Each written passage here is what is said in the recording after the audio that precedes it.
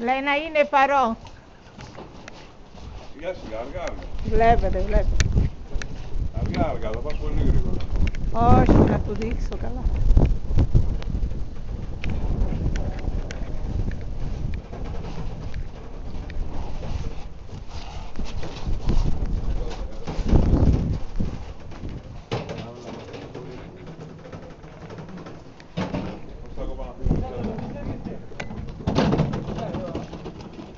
Κάνει θα σε βρω που γεννάζε.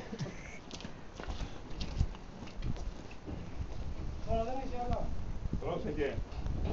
Να, λερώθηκε ο κόλλος του εκεί.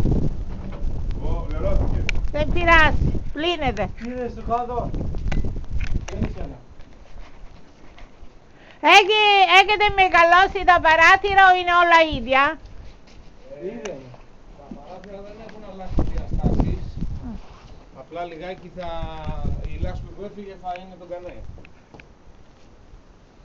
Εμένα παίρνεις. Όλοι. Να δείξουμε και αυτό και πληρώνει λιβί και κομμεργάδι.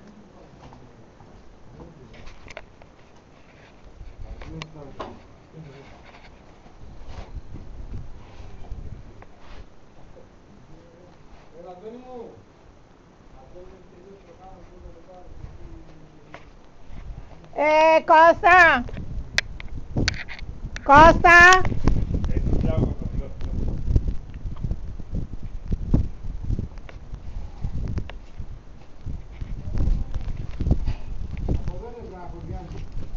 Περίμενε και κάνω το παράθυρο, την πόρτα.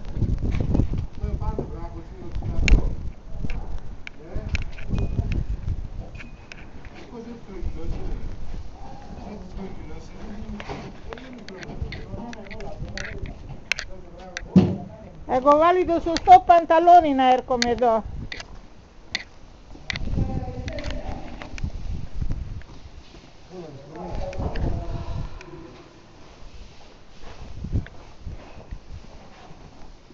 Έλα τότε μου δίνει ένα γκέρι.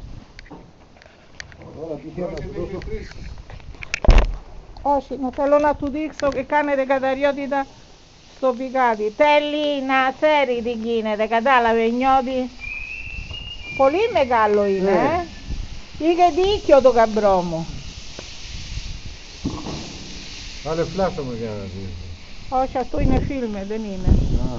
Αυτό παράθυρα δεν σε μεγαλώνεται καθόλου. Όχι, γιατί άμα το κρεμίσεις από εδώ θα πέσει όλο κάτω.